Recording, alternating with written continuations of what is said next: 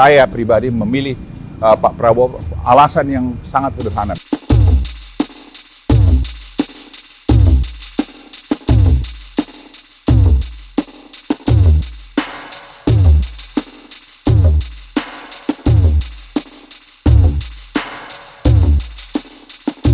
Waktu Pak Prabowo kalah dengan Pak Jokowi, kami bertempur berdua. Ya, dia marah sama saya. Tapi saya bilang, wah faktanya ya ini, kita mau apa gitu. Disitulah saya lihat kebesaran jiwanya dia. Dia bilang, ya udah bang, kalau gitu.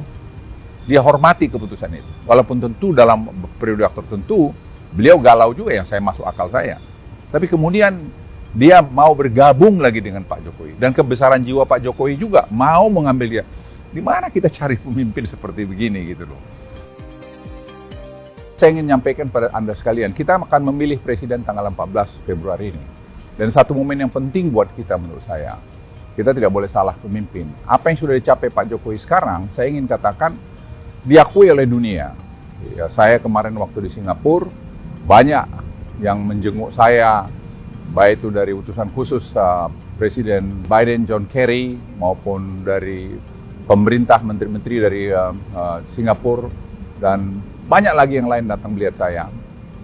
Itu semua mengapresiasi terhadap ekonomi Indonesia, terhadap leadership Pak Jokowi yang mampu bernavigasi di tengah-tengah sulitnya ekonomi dunia saat ini. Kita masih inflasi di bawah 3%, ya, kita punya sekarang 44 bulan berturut-turut kita punya ekspor surplus.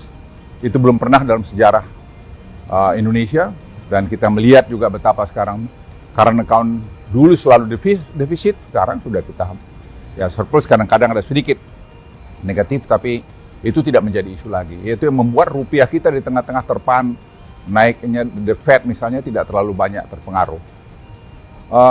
Cadangan devisa kita yang terbesar sepanjang masa 146 miliar kalau saya tidak keliru, dan tahun ini, tahun depan mungkin kita akan bisa dekat ke 200 miliar.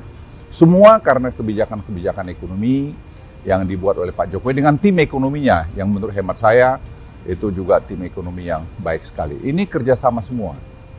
Salah satu program yang menonjol itu adalah hilirisasi yang diakui dunia, dan di teman-teman negara berkembang di Afrika sekarang mencontoh kita. Dan mereka tuh bingung kenapa Presiden Joko Widodo berani melakukan menyetop ekspor daripada raw materialnya ke negara-negara maju. Saya jelaskan, kita masalah survival.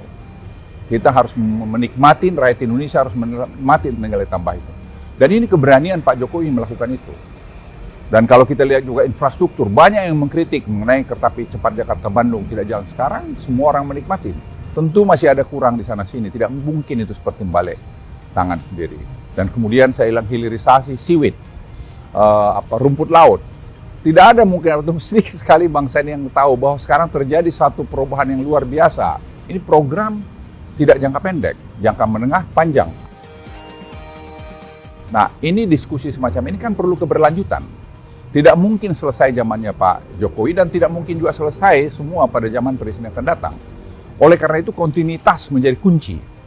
Keberlanjutan menjadi kunci. Tidak perubahan-perubahan. Perubahan itu kita mulai dari nol lagi. Mulai dari nol lagi itu saya mengalami 10 tahun sebagai pembantu presiden, sebagai kepala staf presiden, dan sebagai menteri berbagai jabatan. Tidak gampang.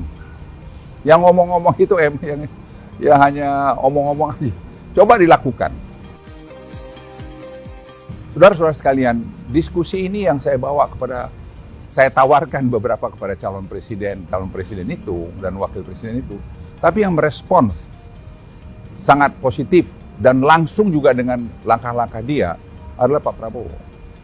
Berapa kali saya menyampaikan kami ada begini, beliau datang.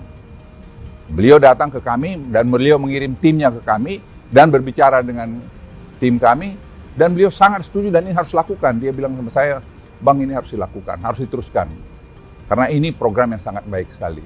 Ini saya pikir perlu presiden yang paham dengan ini dan mau melakukan ini. Jangan pula nanti robah ganti yang lain, mengganti lagi. Kita riset sampai 4 tahun mengenai seaweed ini. Atau lebih malah mungkin. Dan sekarang kalau mau dibongkar lagi, kapan kita mau maju? Ingat, bonus demografi kita itu hanya berjalan sampai 2030.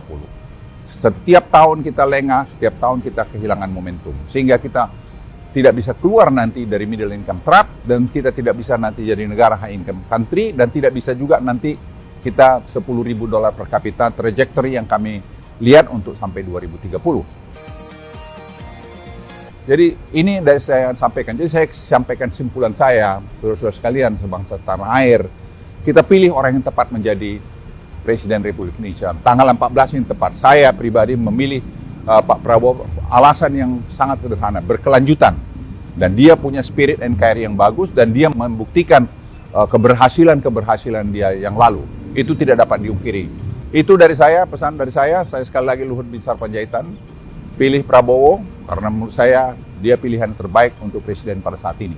Dan itu akan membawa kemajuan ke Indonesia dan membawa keberlanjutan Indonesia.